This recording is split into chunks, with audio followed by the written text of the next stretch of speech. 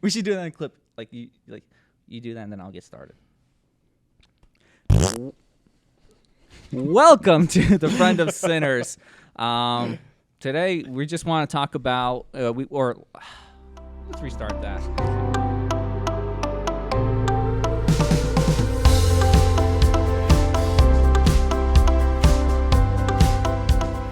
Welcome to the Friend of Sinners. Oh, I knew you were gonna do that.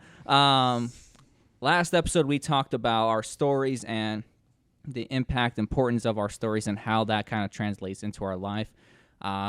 We have another guest today. His name is Nathan. And so, yeah, we're just we're gonna dig a little bit into his story, and we just want to talk a little bit about, the identity or how that shapes us into who we are. I'm your host, Andrew. We got my friend over here, Jonathan. It's me. And we got the other guy. I'm Josh. So, yeah, we just want to get started. And so introduce us. Your name is Nathan. Any just small facts about yourself? Yeah, I'm Nathan. I love long walks on the beach. I actually do. I'm a huge ocean nerd. So. Oh, yeah. But yeah, I was born and raised in Florida. Big outdoors guy. And yeah, that's just those are fun facts. Fun facts.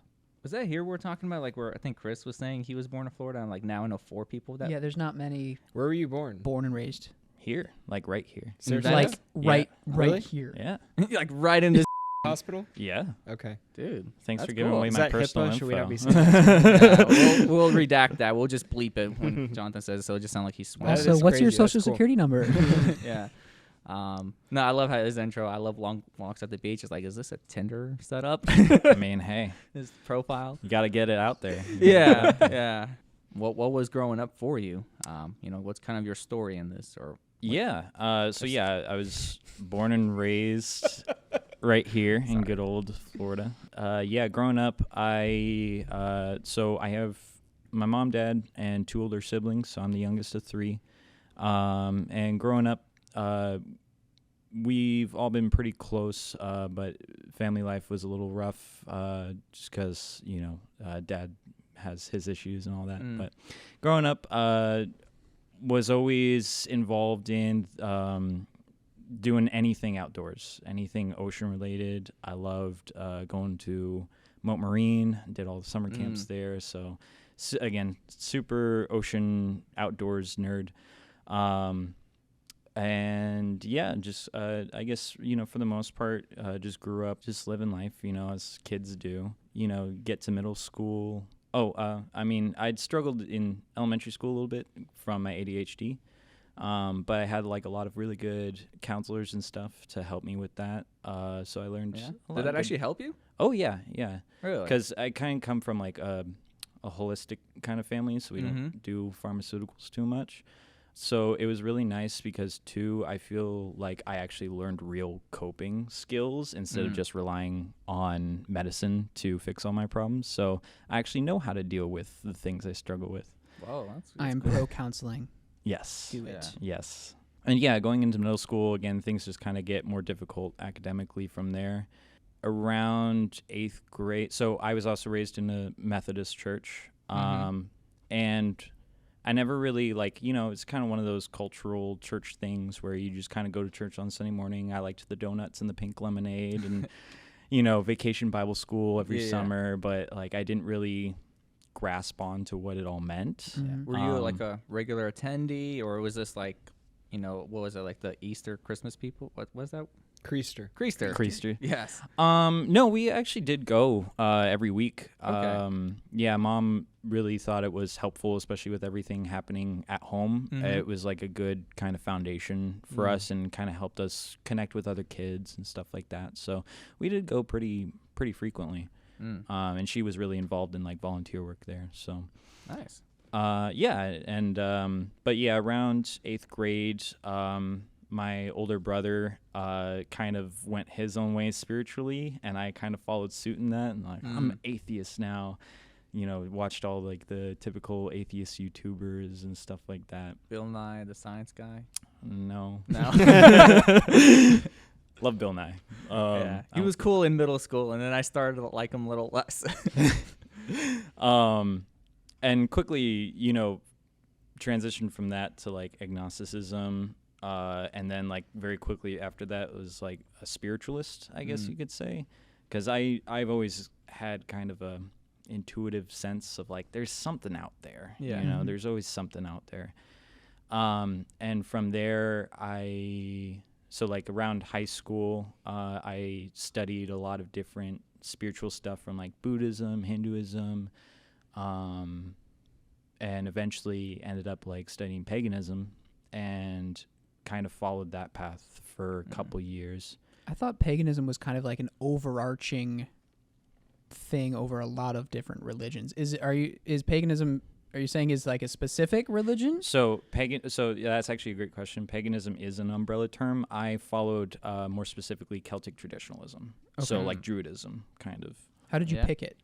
Studying a lot of different paths and like what they'd entailed. Okay. And two, I have a strong Celtic heritage that like traces all the way back to like the Hallstatt Celts, like the original people. Oh, wow. So I felt a lot of strong cultural connection to that. And so that's kind of like, and it also made the most sense to me because I'm a big nature nerd and it's very nature focused in Okay. Celtic traditionalism. So You had that transition where you kind of, identified or declared yourself as, agnostic or atheism. What was like your experience picking up that first other book that you felt like, did you feel like you shouldn't be reading this, or were you just like, I didn't care, or did you feel like a hesitation, like picking up reading something about Celtic or Buddhism or something? No, and I think a big part of that is because I've always been a very curious person. If I'm curious about something, I ask questions, I read about it. Yeah. So I didn't really ever feel much hesitation towards that once I moved away from my church upbringing. I was pretty much just kind of full send That was into a quick it. transition for you? Yeah, yeah. And again, because I feel like I didn't really fully grasp all of like what God and Jesus and church was really about. It was again more so like, oh, this is a place we go to every Sunday, and I get good donuts and lemonade. Yeah. And listen to cool music. Yeah. Did you like attend like a kids area, like a Sunday school, or were you just in the main sanctuary and just kind of like bored out of your mind or not understanding? It depended on the day. Some days I would do like the kids' church, but actually sometimes I preferred the big church because I liked the music. That's another like passion of mine. I've always felt a strong connection with music. And yes, I loved just singing worship and stuff like that. That was one of my favorite parts about church. So yeah, but other than that, I feel like it was really easy for me to let go of all that because it was again more of that kind of like cultural thing. It wasn't, like I didn't really understand the deeper aspects of it because I was a kid.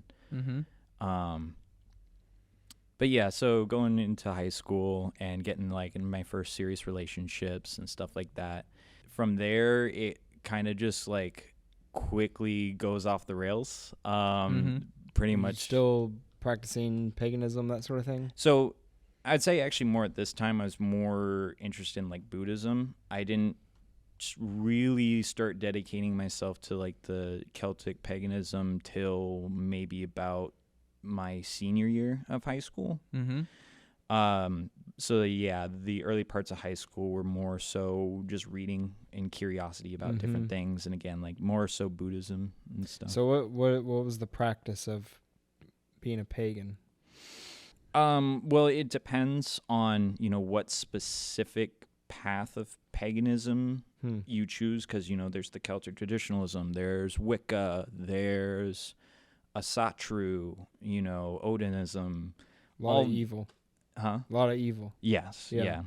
All these different paths, and they all entail different practices. With Celtic traditionalism, I also kind of chose it because it seemed the least weird, at least out there. Okay. You know? Yeah. It kind of, I feel in my perspective and from what I understand of it, it's more of an intuitive practice. And it's more kind of like a create your own kind of, because a lot of it is, here's the other thing a lot of people don't realize is a lot of neo-paganism practices are complete like reconstructions. Most of those cultures did not write things down. So really it's like kind of your best guess. Yeah. So you just make up, like, you're like, oh, here's what they believe, and we just fill in the gaps. Yeah. A lot of it came from, like initially like the Renaissance and like romanticization of that. Mm-hmm. And then, you have like the revival in the 70s with like, I think Aleister Crowley and stuff like that. Mm-hmm. So there's a lot of different histories and stuff. But yeah, really it's like, okay, you're claiming to follow this really, old way. And it's like we don't even know what those people actually practiced, for the most part. Yeah. So yeah, in high school, it was pretty much just all off the rails, no bars held. And yeah, got involved in relationships and just kind of all the messy parts of life. And then moving from there, it just kind of progressively snowballs more and more and more. Graduated high school and like started working, had my own money, which, was not good because I'm like, oh, now I can use this on whatever I want. Yeah. Right before like COVID happened, Mhm. I got into like a really serious, well, I don't know if I'd call it even serious, but like a really intimate relationship with a very unhealthy person. And that really like threw the hammer into the cogs in life and really messed me up in a lot of ways. Internally. Yeah. Wow.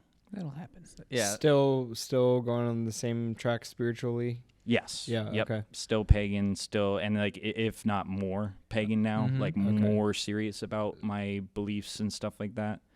So with that, so in Christianity, with the foundation of I know God wants the best for me, we have this almost of like a foundation or a hope of the future, things to come, or like when you're in hard times. Mhm. If you're going through all that crap through life and just rough patches and stuff, following a Celtic traditional religion, like, do you have some hope in it? Does it provide anything to look forward to, or No. what does that look like?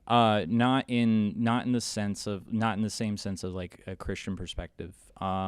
In anything, and this is what I came to learn, anything outside of following God's truth is basically relying on yourself, in some way or another. Mhm. Because if you follow a path where you're worshiping other gods other than Jesus, well, guess what? Those gods don't care because, they're most likely demonic entities or just lifeless idols.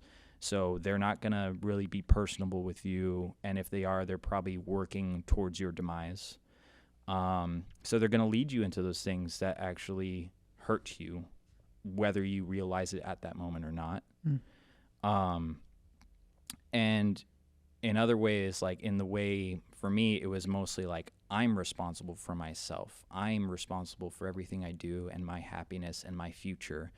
And we know as Christians, like that is a terrifying perspective when you realize how dark your heart is and what it's inclined to. For sure. So it's really you create your own demise in a way. Yeah, and I think that's a hard one. Like trusting on yourself, I'm like, I don't even trust myself. Like, how the heck can I get myself through life? Like, I often wonder. It's like, I don't know how I lasted before God. Like, how I could even got around. But just, I guess during this time, even a little bit before that, as you're going like deeper into this, and you mentioned like your family's Christian or you come from that background. Was there like some sort of rejection? Were you accepted? Were you just the outcast? Like how did that affect your family, or how did that affect your relationship with your family? My family has always, my mom and my siblings, we've always been very tight. My father he's still in our lives, but always been kind of absent or distant. I would say we've always been really close. I would say there wasn't really any big rift or divide. Thank God. Yeah. No, I think that's a pretty good one. I think a lot of Yeah. times for Christian families, you change the views and it's like a rip and a tear. Well, and at the same time, yeah, because I don't think I think in our family again it was more so just that cultural Christianity, not really like super heavy, like actually invested in it, except for my sister. I would say my sister is the one person in my immediate family who's like pretty much, as long as like I've watched her and her journey, has always had a super like strong faith in Christ. And ultimately I think she's kind of the person that brought us all back to God. Whoa. That's awesome. Yeah. That is so cool. It was a encouraging slow to hear. process. That's encouraging to hear. It was a slow process, but yeah, no, I mean, I really have to, like, I really thank God for my sister because, yeah, she's just always, and, you know, she's had her struggles, we all do, but she's always been very faithful. Wow. Awesome. So, yeah. All right. So you got to college, I believe, is where you at? Yeah. Yeah, I had that rough relationship, and that kind of messed me up emotionally and stuff. And this is just before COVID? Just kind of, yeah, in the beginning around part that of time? COVID. Okay. And then probably that went on for like maybe 6 months and stuff, and then moved on from that. And then, yeah, eventually I ended up going to college down in the Keys. I was studying like marine environmental technology and like research diving and stuff. And that was really awesome. I was like so excited to do that because it's like, this is what I've always dreamed of doing, like studying marine science. And I got down there and it was really cool. I did absolutely love it down there, but it got to the point where I realized that like for some reason it just didn't feel right. It didn't feel like the right fit, or like it's not exactly what I wanted to do. Okay.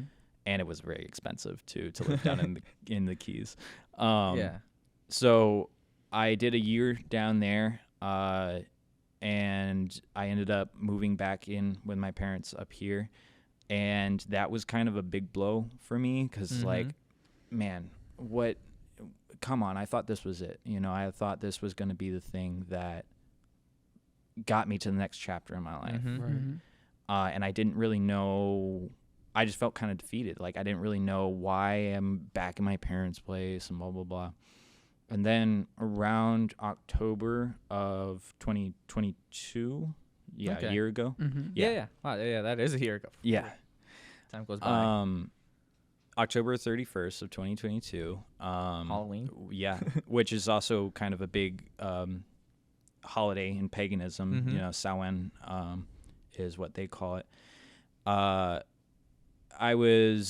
My brother was coming through town. I was hanging out with my cousins and his daughters for like Halloween. My brother was coming through because he was heading up to Gainesville or somewhere up there because he's in the Army. Oh, gotcha. Army National Guard. And he's like, hey, I'm going to stop by Jazz's my sister, Jazz's place on my way up. You should come up and like stay the weekend. I'm like, oh, I got nothing else going on. So yeah, sure. So I ride up with him, blah, blah, blah. And over that weekend, actually that night, my sister suggested we watch the movie adaptation of A Case for Christ by Lee Strobel. I'm like, okay, you know, I like historical stuff. It sounds like an interesting movie. Sure. That, I feel like that night was the night where things just started to like click in my head because I'm a very logically minded person. And just watching that movie, watching this atheistic guy go through the work, go through all the tedious details. And what was he doing? Like, what's the premise of the movie? So, yeah, for those who don't know, I highly recommend it. It's an amazing movie or book. It was this guy who was like a devout atheist, him and his wife, and they had a kid together. And they were married. And one night they were like at a restaurant, kid starts choking, and a nurse happened to be there and saved the kid.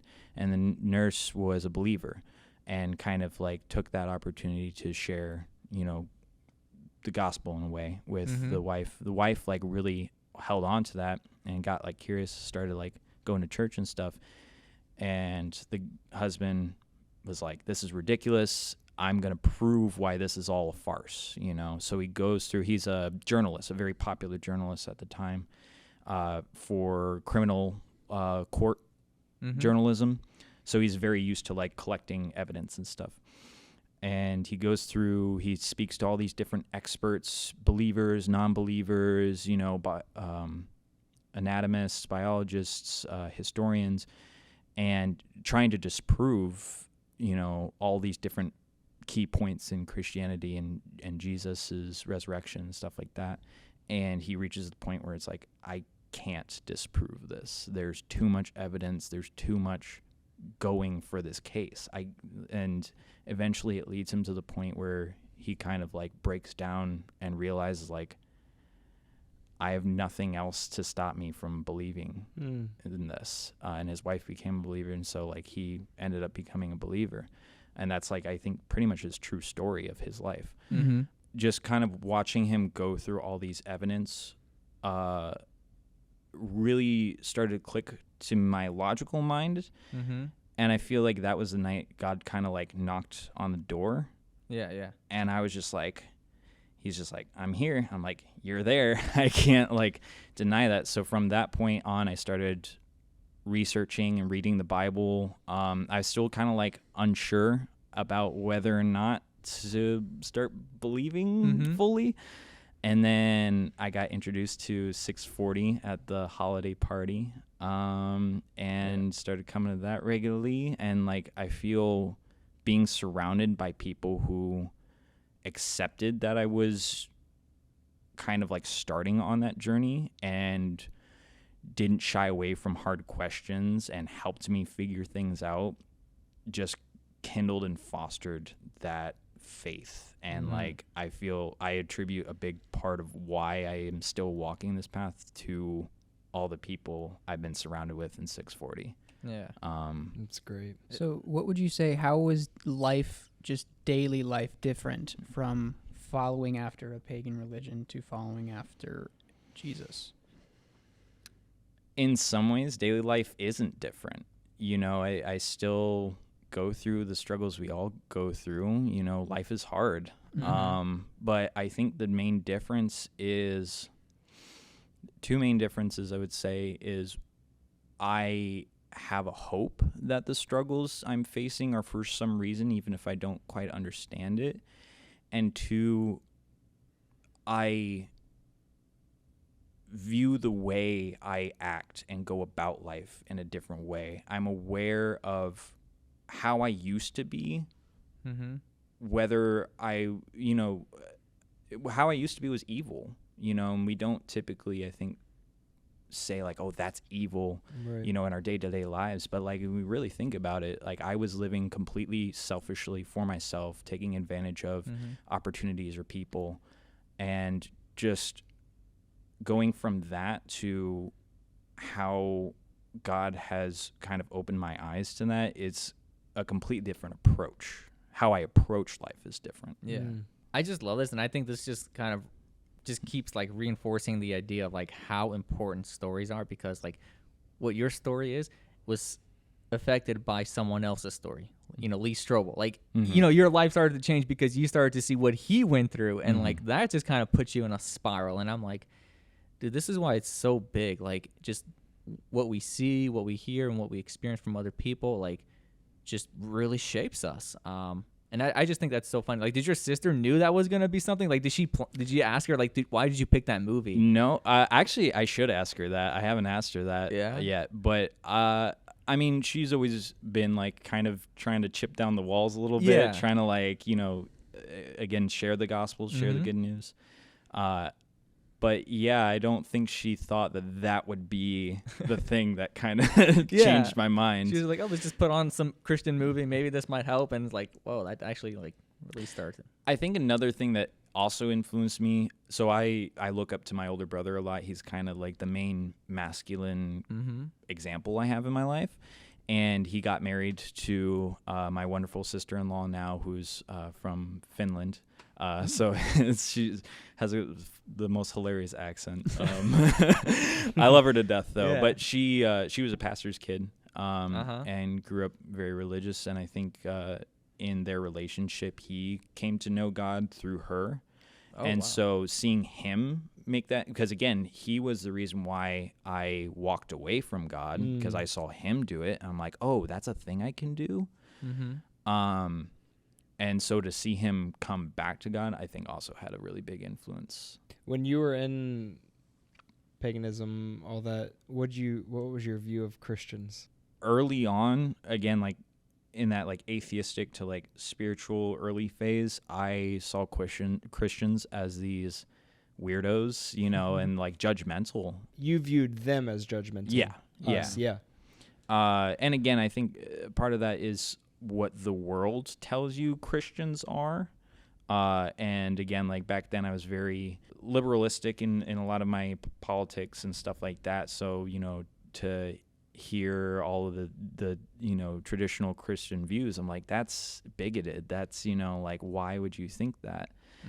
And then later on, as I kind of became more involved in my paganism and stuff, I still thought like Christians were a little odd. Yeah. I I mean, you're not wrong. We I mean, are. Yeah, we're not Yeah, a really look at wholesome. Josh. Like, we're a weird group, you know. But I think like it kind of grew more.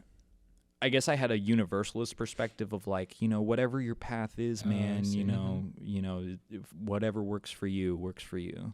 Yeah.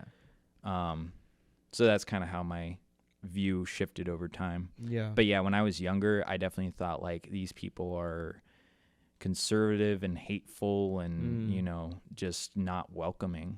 Like, so if someone were to ask you, who are you today? Like, what would you say? Like, if someone were to ask you, like, who are you? You know, or like, what do you believe or something like that? Like, what would you tell them about you? Like, apart from your story, but like, how do you identify? Or, you know, like, what's that today? If somebody had asked me that in like this kind of context of like talking about religion and spirituality, since walking in my faith, I think one of the biggest parts of the Bible that I have clinged on to is the story of the prodigal son. I identify with that so much of like, I had this good church upbringing that, you know, was a healthy upbringing, even though I didn't understand it. It was a good environment to be in. And I walked away from that because I wanted to pursue my own selfishness and my own desires. And after the world just like beat me down and completely destroyed me, destroyed my heart, destroyed my soul, like God's just like, are you ready? Yeah, come back now or something? If I had to like boil it down to one word, like I would say I'm a redeemed child of Christ. One word, yeah. Well, a phrase. I'm redeemed. You know? No, I'm just kidding. I'm just messing with you. Because yeah, it really is like God could have easily just left me in the dust. You know, because I don't deserve it at all, especially after, you know, leading other people astray by like trying to teach them paganism, or you know, again, just like the ways I acted towards people. I don't deserve grace, but he gives it anyways. And like trying to live the best to not forsake that grace. Wow, I love that. Yeah, because like earlier you're talking about I was paganism, I was, you know, into this, and it's like that's what you identified earlier. Now you're just like, I am redeemed.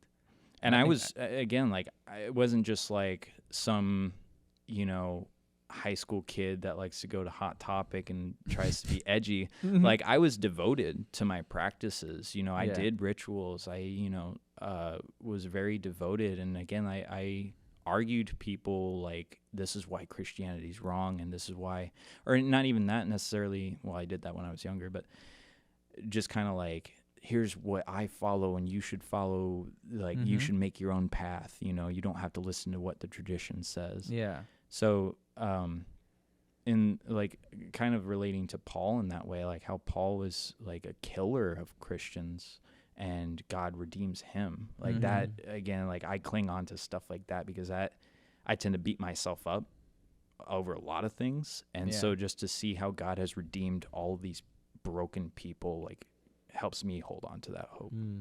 I love that. I love like that.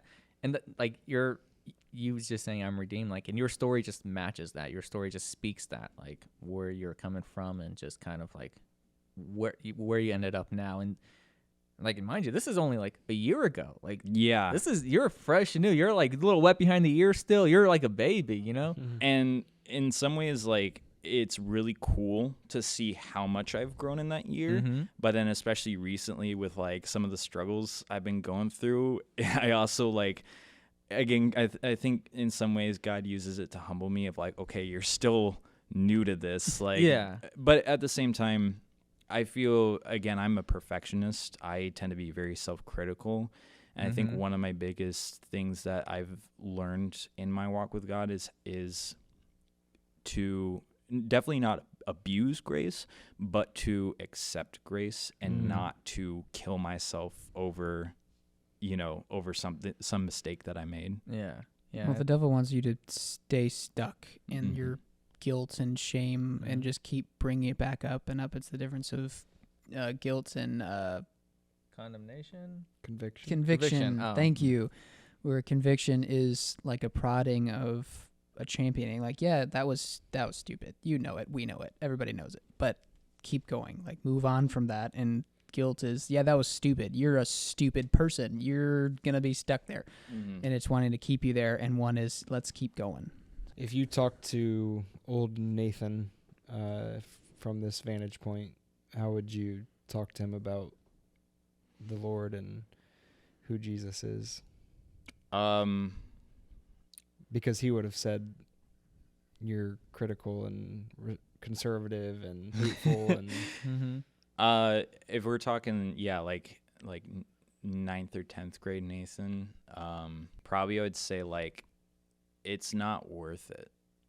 It's not, you'll go and you'll try all these things to fill this void that you're feeling or try to figure things out your own way. And it's just like,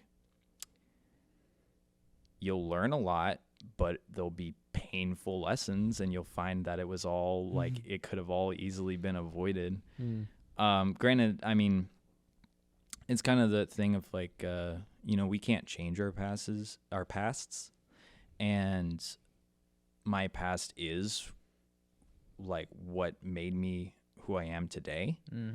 And the advantage of that is, like what I would tell myself is what I would tell like any other person who would ask me, like, why should I believe in God? It's like, because I tried the other stuff. I tried drugs and relationships and different spiritualities. I tried chasing experiences.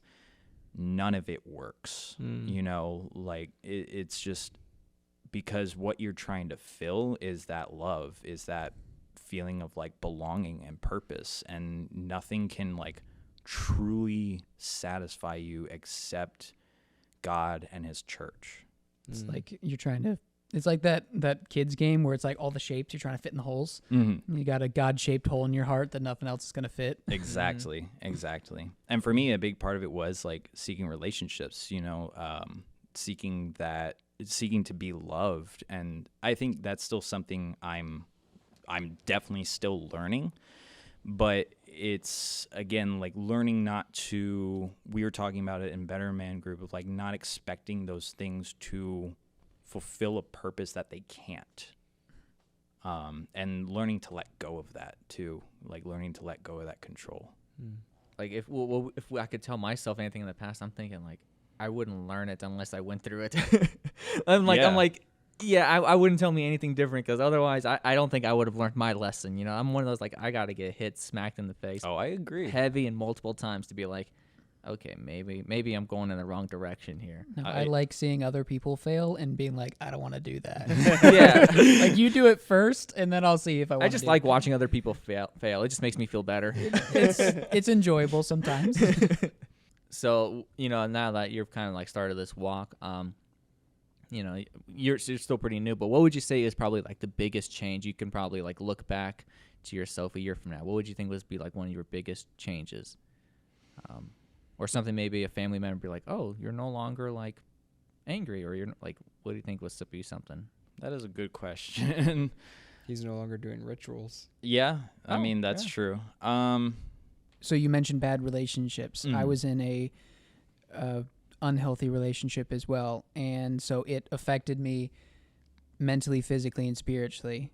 And after I got out of the relationship, you actually came up to me like a couple weeks after we were at Chili's, and I was leaving. You ran up after me and was like, "Hey, I just wanted to let you know that like you're doing better. Like I can tell." I'm like, "Well, thank you. I feel better."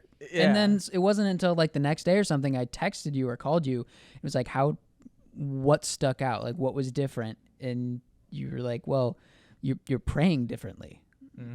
Like I can see, like hear the way that you're praying is different than the way it was when you were in this unhealthy spot, and that stuck out. So thanks for that. Yeah.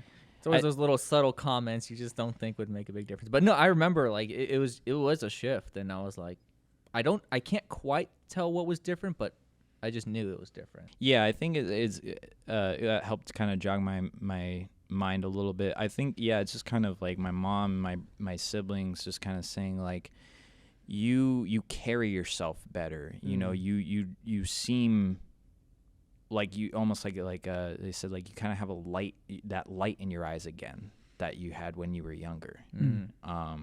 And yeah, just stuff like that. Again, like small comments that like off like in the moment you're not really paying much attention to it, but like looking back, just like to have somebody say like, you carry yourself differently, like you carry yourself upright, you don't look depressed, you don't look like you're like all like huddled up,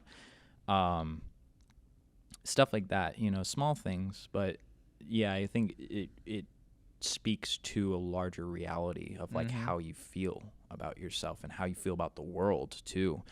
That's the other thing. When I was a pagan, I was very cynical of the world. I was very much like, we all know that reality of the world's against us. Life is hard. I was on kind of a survival mode back then. Like I was like, had all my defenses up. I was always trying to, again, like take advantage of whatever I could. And going from that to like, okay, the world does kind of suck, but like I have hope of greater things, and I have trust that, again, God has plans to prosper me and not to harm me. Even when I face hardships in life, I know that ultimately is for the glory of something greater than I am. Like I think those comments are like those little subtle things. Like, would you feel like that kind of confirms, maybe that kind of like reminds you like, hey, maybe this thing really did change me, like, does that kind of like help you? Like you're having a hard day and you're thinking like, am I really any better? And then you're just like, someone's like, hey, by the way, I don't know, just whatever. No, definitely. And especially like, I love words of affirmation. That's like one of my, if you're into the 5 love languages. We'll talk about it at some point. It's on my list. It's on his list. But, and especially when I am going through hard times, again, that's one of the things I love about, that's another big difference from like my life before God to my life with God now is like, I have real friends who care about me, like not just like people who say they're friends, but they're only there to hang out with you or, get something from you. It's like, oh, I have people that actually care when I'm not doing so well. And going off of that, like when I'm not doing well, I go to a friend and they'll like tell me, it's like, because I'm always very doubtful myself, like, am I really truly believing in God? Like, am I really doing the best I can? And like, just to have those friends around you that assure you like, yes, dude, like you are doing great, and like sharing all those ways that, again, just like building each other up. Yeah. That reminds me, I can't remember where it's in, but like in Hebrews where it talks about like exhort one another daily while it's called today. And like, that just reminds me why it's so important to like, I like to call out when I see something good. I'm not trying to be like, oh, you look way better because I'm trying to be nice. But like, man, if I'm seeing something really cool or I'm seeing something good, I want people to know that. Because I feel like we always get criticism for the hard and crappy things we do, but no one lets us know when we're doing the things that are right. Or I feel like we're never appreciated so it's like, why do I do the right things? No one notices or no one cares. Well, and especially as like men too, that takes like a whole nother dynamic of like, we're never complimented or told we did a good job, Mm-hmm. you know, and so I think a lot of us are kind of starved for that. Yeah. So when we do hear it, it's like, really? Yeah, a core memory. You know? There's this pastor, Ray Ortland, and I've heard him say that no one is suffering from over encouragement. Mm-hmm. That's good. No one is suffering from that for sure. I mean, that kind of feeds our ego eventually, I would imagine. I don't know. What, too much encouragement? Yeah, too much encouragement. Hey, you're so Yeah. awesome. I know. Get it I all think the time. I think Yeah, you get it all God the time. can humble you pretty quick. Yeah. Yeah. Mhm. Oh man. You're talking about friends and just how generally in the past they've been, well, it sounds like just a good word is they're selfish friendships. Like they're coming in for, What can I Something, get out of what can this? I get? Yeah. I was talking with a friend of mine the other day, and he was saying how it was surprising to him. He felt bad almost telling us that he was in a good place in life and that he was doing really well. And he was kind of like, I don't want to say it because the rest of the group, we weren't in the best spot. Like we're Right. like, these are the things we're struggling with. And he's like, I'm actually doing really well. And he was like, I don't want to say it because when I saw him next, I was like, dude, don't be like ashamed or withhold those things. Like we want to be excited for you. Like we're Yeah. happy that you are in a good place. Let us know. Cause that's like a light spot. Like we're like, our friend is doing well. We want to get to that point. Like let's encourage. And he was saying that was like a weird thing. He's like, he said at his college, if you said, hey, I'm doing well, or was something like good is happening, everyone was kind of like, ooh, look at you, all high and mighty, you get all the good stuff, while the rest of us are struggling with whatever it is. Mm-hmm. Like, well, they're trash friends. Yeah. You should be able to do that. You should like laugh when they laugh and encourage when they encourage, and then weep when they weep, and like be there with them through what they're going through. Mm-hmm. And I love that about friends. Yeah, you're so right. Yeah, just be with your friends and caring for that. And it just kind of reminds me that like misery loves company. So Mhm. like I don't blame them. Like I don't blame the other people who. It's hard when like I mean I'm gonna be honest. I get pretty envious when like things are just really poopy, and I'm just like hearing someone having something good, and it's like, why? I think that is our natural Like people instinct, talk about but- like life is a roller coaster, and I'm like, where are the ups in my life? It's only been down. It's only been secret. It's just been straight shot down. Mm-hmm. You know. Well, and again, like to kind of bounce off of what you were saying, is like oftentimes, again, those people are in like a survival mode. And Mhm. anytime you're kind of in that anxious, like defensive way of thinking, anything like good in somebody else's life is a threat to you. Because yeah, it kind of like makes you question of like, okay, what am I doing wrong? Or like why do I deserve to have this crappy day, and why are they getting a new car, you know? Mm-hmm. And that again just kind of snowballs into that like envy and Yeah. and covetousness and hatred, and yeah. Comparison is the thief of joy. Mm-hmm. Like you're never gonna be happy because someone else got something better than you got. You know. Something JP says on the Becoming Something podcast is Seriously, you're gonna like sponsor another it's a podcast good one. on our own? It's a good one. Listen to both. It's trust me, he's on the Friend of Sinners. I think. He said people are always saying the grass is always greener somewhere else. He's like, no, the grass is greener where you water it. Mm. So actually invest in where you're at. Mm-hmm. That was pretty good. Any kind of final thoughts? Any kind of take homes? Any kind of like a little last words you want to give to the audience, to our dozens of viewers?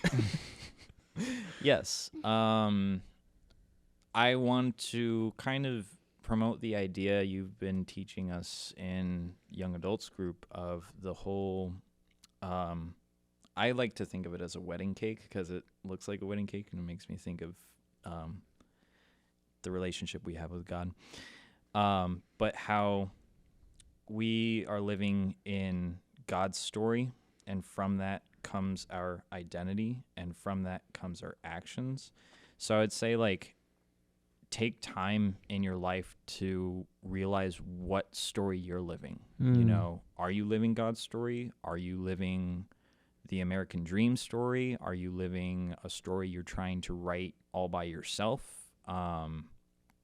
Take time to like think about that and how that's affecting your life. And two, I guess the other big takeaway is God is the only place worth getting your identity from. Take it from somebody who's tried to seek identity in so many other things, is that it'll only lead you down paths of dead thorns that will cut you up and destroy you. Yeah, God is the way, the truth, and the life. Can't say it any better than that. And it's worth it. It is worth it if you are questioning, is this worth it? It is. It is. It's not easy, but it's worth it. Yeah. Good stuff. Good word. Just a little spoiler alert. That little thing you're talking about, that wedding cake, we're hoping to kind of elaborate a little bit more on that. If you guys have been watching and kind of picking up on the story, we'll kind of elaborate what he's talking about. Any questions, comments, concerns? You're the host. Oh, I think this has been really fun and pretty cool.